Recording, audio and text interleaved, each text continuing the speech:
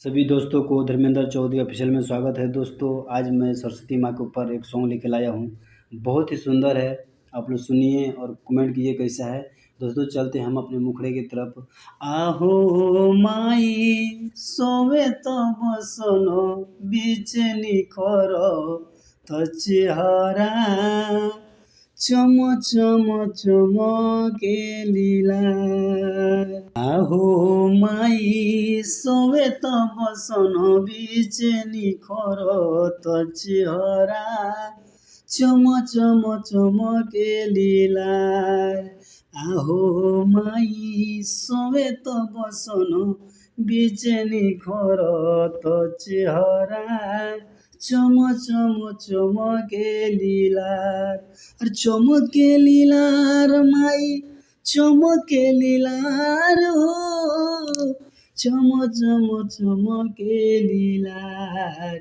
आहो माई सोवे तो बसन बीचे निखर तो चेहरा चम चम चमके लीलार। आहो माई सोवे तो बसन बीचे निखर तो चेहरा चम चम चमके लीला। हाथों में बिना शोभे हंस के सवारी, ब्रह्मा के रानी होई जग के दुलारी। हाथों में बिना शोभे हंस के सवारी, ब्रह्मा के रानी हो जग के दुलारी। आहो माई बिना माँ के तार एक बार झनकई तू, सवर जाई दुनिया संसार। आहो माई सोवे तो बसन बीचे निखर तो चेहरा चम चम चमके लीलार। आहो माई सोवे तो बसन बीचे निखर तो चेहरा चम चम चमके लीलार। सुनिला कि मैया रउआ होई बड़ा दानी, जे भी पूजेला रउआ दुख दूर करिले परेशानी।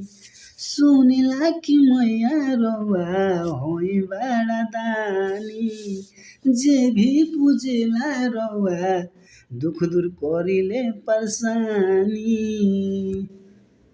आहो माई धर्मेंद्र बालकवा के आचारा ओढ़ई तू, मजधार से कर तू बेड़ा पार।